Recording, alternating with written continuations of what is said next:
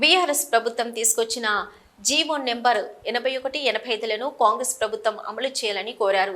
తెలంగాణ గ్రామ రెవెన్యూ సహాయకుల సంఘం నాయకులు ఈ దిశగా కాంగ్రెస్ ప్రభుత్వం చర్యలు తీసుకోవాలని విజ్ఞప్తి చేశారు. తామంతా 61 సంవత్సరాలు పైబడిన వీఆర్ఏ వారసులమని, గత ప్రభుత్వం వీఆర్ఏలను వివిధ శాఖల్లో భర్తీ చేయగా జిల్లాలో ఇప్పుడు కేవలం 107 మందిమి మాత్రమే మిగిలిపోయామన్నారు.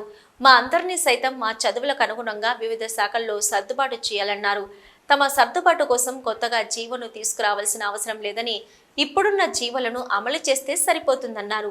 ఈ అసెంబ్లీ బడ్జెట్ సమావేశాల్లోగానే సర్దుబాటు చేయాలన్నారు.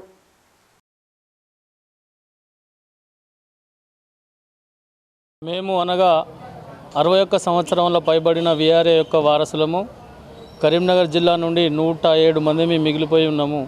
గత ప్రభుత్వము ఇచ్చిన జీవో ప్రకారం 81-85 జీవో ప్రకారం 20,555 మంది రాష్ట్ర వ్యాప్తంగా ఉన్నటువంటి వీఆర్ఏలకు ప్రమోషన్ ఇప్పించి తదితర శాఖలలో సర్దుబాటు చేసింది.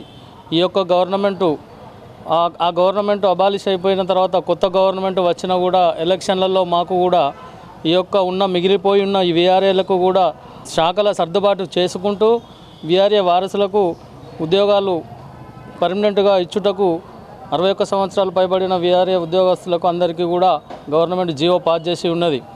కావున దయచేసి మా తాతలు తండ్రుల కాలం నుంచి, నిజాం ప్రభువుల కాలం నుంచి కూడా వెట్టి చాకిరి చేసుకుంటూ జీవనం గడుపుకుంటూ వస్తున్నాము. ఈ చాలని జీతాలతోటి ఈ యొక్క గవర్నమెంట్ వచ్చిన తర్వాత కూడా ప్రజాప్రభుత్వము మా సంబరముగా ప్రజాప్రభుత్వం వచ్చింది, ఇకరైనా మా జీవితాలు వెలుగు నింపుతాయి కదా అని ఆశించుకుంటూ ఉంటున్నాము.